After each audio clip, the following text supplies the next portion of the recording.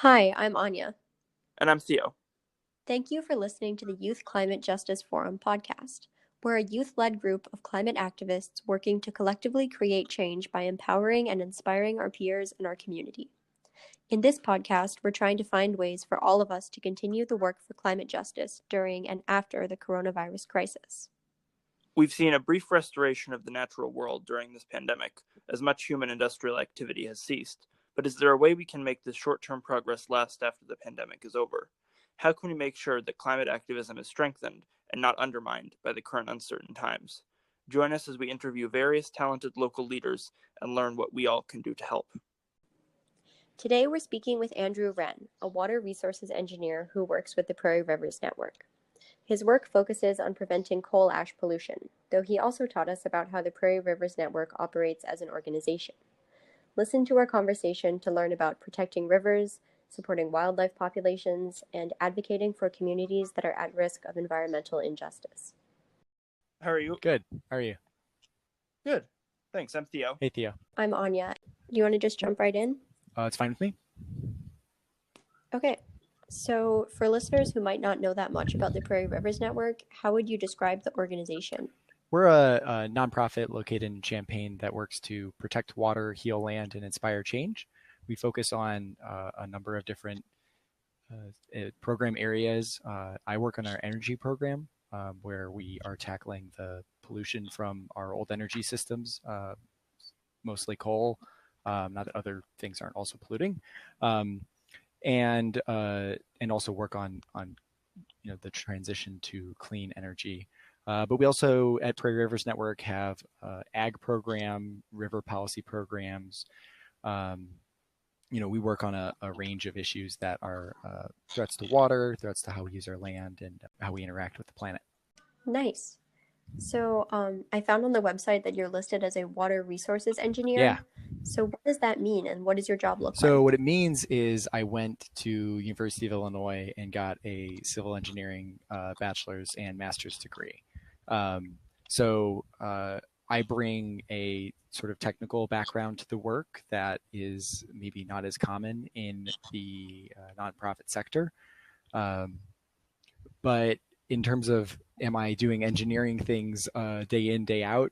Not really. I have been working at a small nonprofit. It's kind of often all hands on deck, and I've learned to do a whole lot of different things in my time here. So, I do a lot of working with communities that are impacted by various forms of pollution, doing coordination between them to, elevate different causes. We also do sort of local pollution response, like, things like the Middle Fork, where the coal ash, we work on that, tracking the issue, figuring out how to make change happen, developing the technical material necessary to bring lawsuits. And on clean energy, I work as a facilitator and coordinator among a big coalition of different folks working on clean energy. And I'm one small part of it, facilitating the conversation around just transition and what we're going to do to help coal plant and coal mine communities as we move to clean energy. Wow, that's a lot. All sounds just amazing. Yeah, I'm really lucky to be where I am. Really. Yeah. So you said that the Prarie Rivers Network is a nonprofit, but you have people from all different disciplines, and it's kind of a multidisciplinary approach. But how does science inform the way that your organization approaches problems? Yeah, we really are a science-based organization and sort of see our role as being the translators of science and bringing that from the scientists and the researchers and bringing it to the public. We make sure that the work that we're doing is scientifically sound and has merit. And a lot of that means, doing things like going to the Middle Fork and actually getting the water tested, or doing research and finding papers that talk about the best water quality treatment technology that's available for a particular discharge, or things like that. Really bringing a technical and scientific side. Right. That sounds like a really effective approach.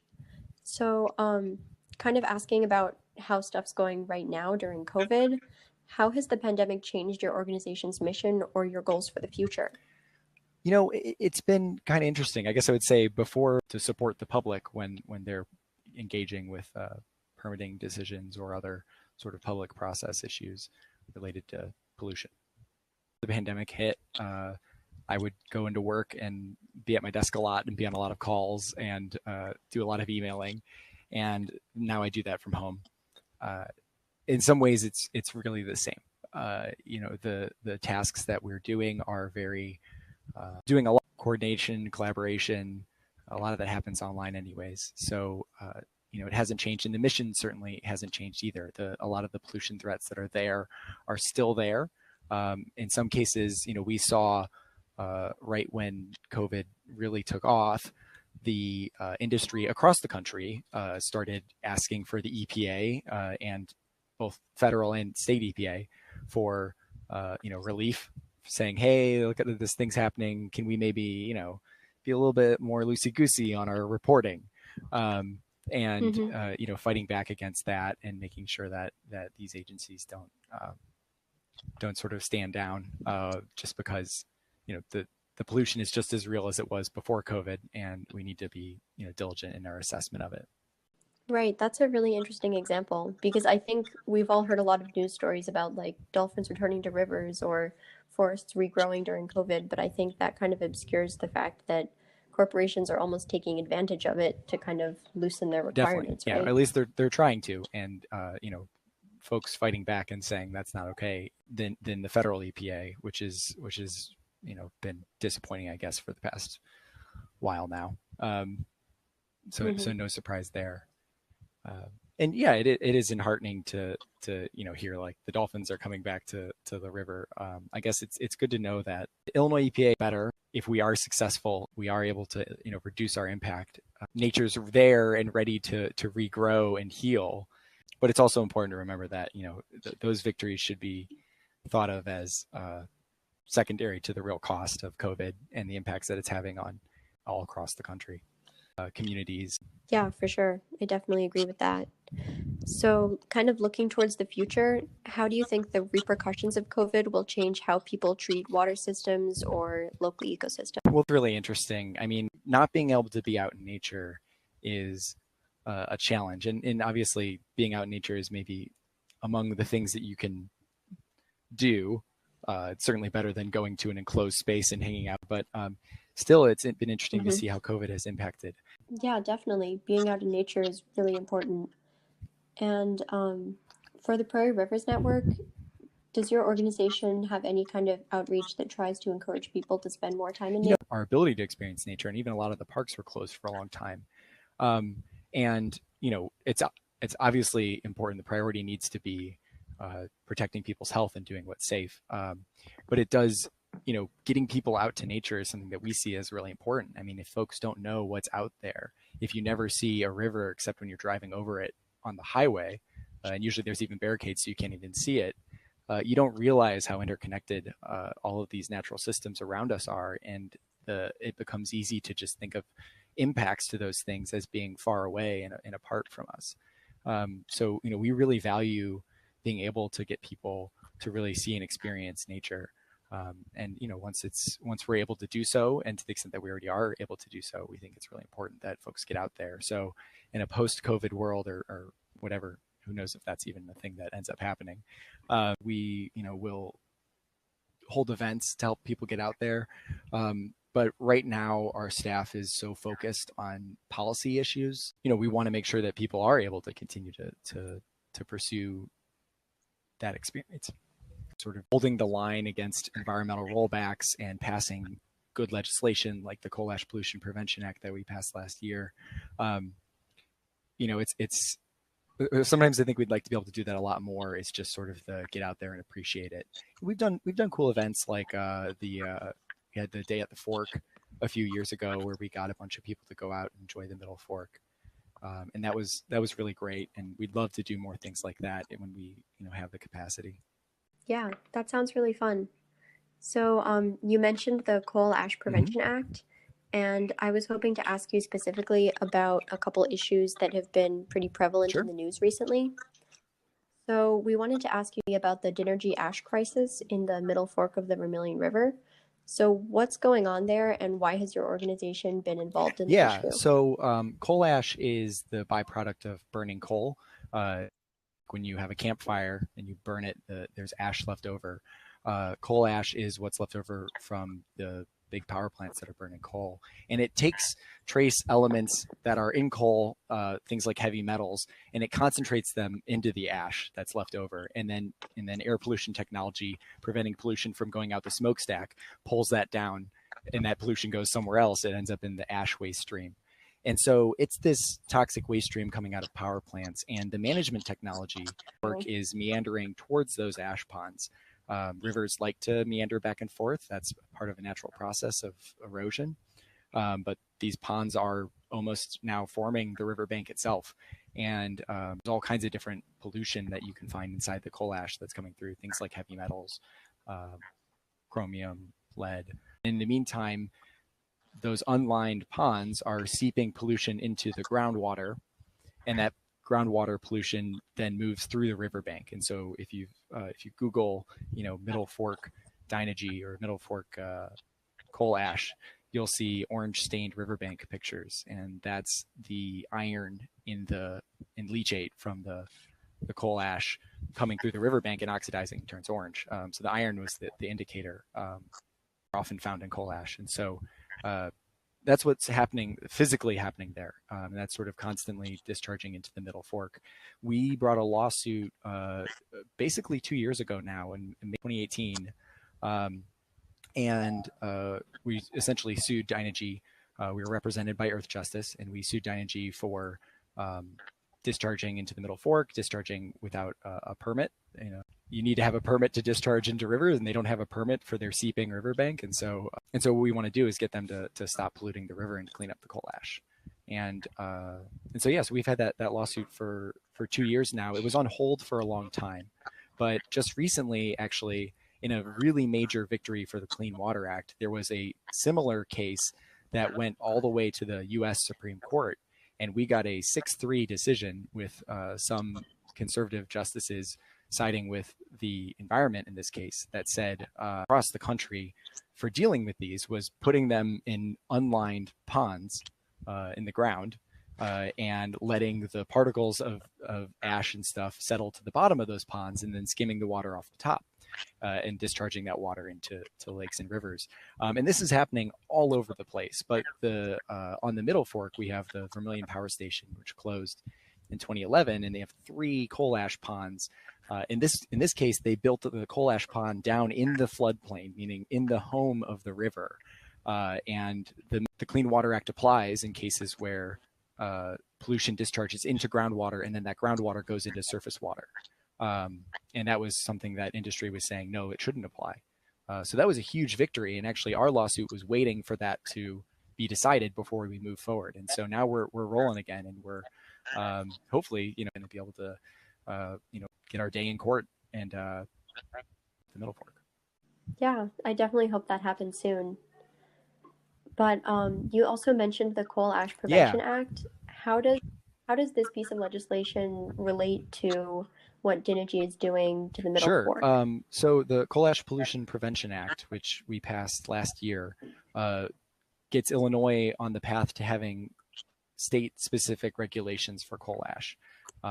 We were basically going to be going into a situation where all of these ponds were going to close, and we didn't have rules for figuring out how we were going to close them. And when they close a pond, they either cap it, meaning they put a seal on the top and leave it there forever, or they remove it. In general, those are the 2 things you might do. So it was a big victory. We got, and we're currently in the rulemaking process of having rules for EPA. And there's still a fight to get those rules to be as strong as possible. But the Middle Fork is grandfathered in, really. So in many ways, and some important parts of that rule won't actually apply to the Middle Fork. So our current fight and our lawsuit, we actually have a federal lawsuit and a state-based lawsuit. And the continued effort that groups like Prarie Rivers Network and our partners at the Eco-Justice Collaborative are constantly pressuring our state officials to really take steps to protect this river. So so in some ways, the Middle Fork was the reason why we got the Coal Ash Pollution Prevention Act, but that alone won't fix the problem. Okay, that makes sense. So I have just one more question, and then I think we'll switch over to Sure. Theo asking. So recent protests across the nation have been focused on anti-racist action.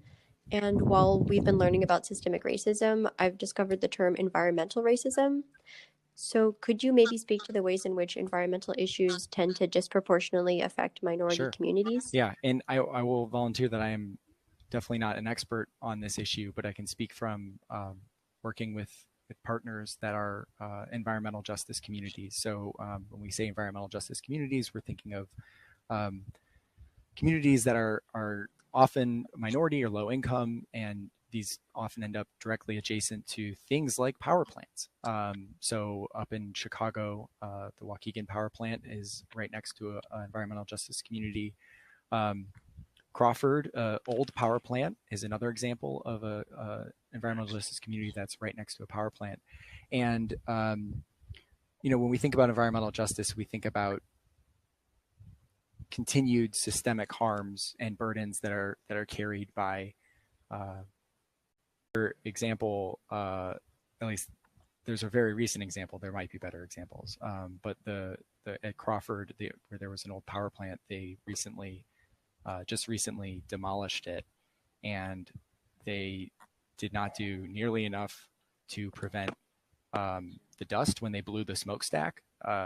They exploded the smokestack, and this giant cloud of dust just goes straight over Little Village, which is a community in suburb of Chicago. And these people are stuck at home because it's a respiratory health crisis, and they have to stay inside. And literally, the sky is darkened by this cloud of dust that's flowing through their town. And you can, if you search Crawford smokestack demolition, you can see the video, and it's just absolutely unreal. And it's just an example of one of many things, right? Like, they've lived next to that power plant for so long, and it's just another thing that is again, just continued systemic harms that aren't carried elsewhere. So we have COVID-19, a respiratory health crisis. Well, we've had communities that have lived next to a power plant for oftentimes community members have been there their entire lives, and they've been dealing with all of the pollution that can come out of the smokestack, and all the pollution that goes into coal ash ponds and dust, and that impacts their respiratory health. And so, you see that, when we think about environmental justice and why we would want to prioritize these communities, it's because they've been left in a position where they've been made uniquely vulnerable by systemic harms and systemic, neglect and people not taking action and agencies not protecting them when a polluter comes into town. I agree. It's very interesting and important to know why we need to fight for environmental justice, in particular for those communities. Thank you.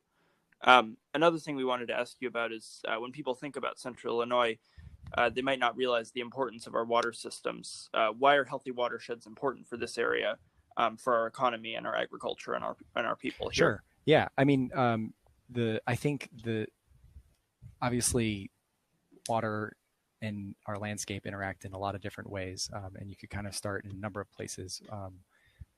The water we drink it's extremely important that it's clean, and in many communities they are drinking groundwater, and some rural communities they're drinking out of the well in the backyard. And so a lot of communities will be drinking water that can be very easily impacted by things like agricultural runoff. A lot of the nutrients or fertilizers that we're putting on our crops can end up in the groundwater itself, and then it can end up in drinking water. And so we have a report out about the impact of nitrates in rural drinking water. Our river systems are the lifeblood of a lot of animals, creatures. When you think about the environment, having healthy rivers is necessary to have the full ecosystem that you can find when you go out to places like the Middle Fork. And without being diligent in protecting the quality of those rivers, we're not going to be able to protect the habitat for those creatures. And habitat is going to be continuous and protected habitat corridors is going to be even more and more important as we look at climate change. They will be forced to move upstream or downstream, and they need to have protected streams so that they can have places to go. People recreate in streams, rivers, lakes, fishing, boating. Some people sustenance fish, and the Clean Water Act was written so that you could fish in a river and eat that fish and be safe. The idea was that every American should be able to participate in our shared waters and not be at risk. A whole myriad of ways that these pieces are all interconnected. Yeah, it makes sense. That's another important way in which the health of the ecosystems and the health of people and communities is intertwined. Another thing is I found information on the Prairie Rivers website explaining the importance of preserving river corridors in order to support wildlife populations. What is a river corridor exactly? Is you have a river and oftentimes the land adjacent to that river.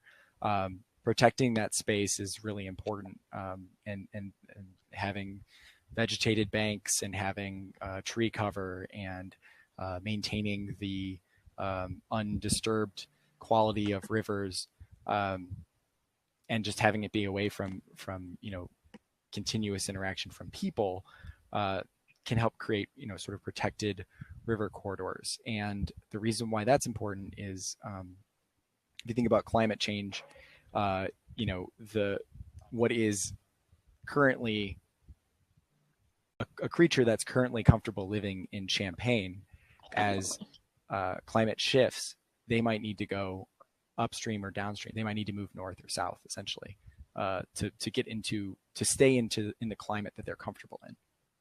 And that's why we need to have continuous corridors. If you're a fish, or if you're a creature that depends on a river, if you're a bird, or that you might not be able to go from like one chunk of preserved area to the next chunk of preserved area. So having that connection is really important. So that's why continuous corridor habitat is something that we work on and work with foundations that want to put land into conservation and protect river corridors. Nice, thank you. And the Prairie Rivers Network, as you know, emphasizes community involvement. So what can we as people in Champaign-Urbana do to help protect rivers with Absolutely. Prairie Rivers? So I know it's cliche, but follow us on Facebook or join our mailing list, because we will very often send out action alerts. We are trying to help elevate folks' voices, and we do that through either petitions or calls to reach out to representatives to let them know about issues that are important to you or important to protecting nature. So that's one of the major ways that you can get involved. And we also work with community groups that are fighting pollution, people who are directly impacted, and work with them to I'm working with coal ash communities across the state where they're dealing with coal ash ponds, and that alliance of communities is a big reason why we got the coal ash bill passed. Folks working together and combining their voices to make real change. Yeah, that's great. That makes sense. Thank you. And then one last thing is in connection with the last question. Many of the young people in our organization aren't old enough to vote yet. Do you have any advice for how young people can contribute to climate change justice in other ways? I think just showing up in other, voting alone isn't what does it, right? Like, we just had these incredible marches and protests this Monday, and those are going to have obviously on justice and racial justice issues, not on environmental issues, but showing up to things like that can really spark change, and we just need people to be there and to care about it. And I think especially for young people, go be in nature. It's one thing to sort of abstractly want to protect it, but it's another to be out there and really understand it. And I think society is really slowly disconnecting, and fewer people have actually been out to the Middle Fork to see it, or to other great parks and rivers that we have around the state. So, just make sure that you're seeing it so you know what's there and what's worth protecting. That makes sense. Yeah, and especially during this time where most of us are confined to our homes, at least yes, for sure. to some degree, it's good to be able to get out in that way to go see nature. And I agree, like we were already talking, racial justice and economic justice and climate change and sustainability are all connected. So it's good to know working for one of those helps the others as well. Thanks so much. Yeah, thank you so much. That was all really amazing information. Thanks for the work you guys are doing. Have a good one.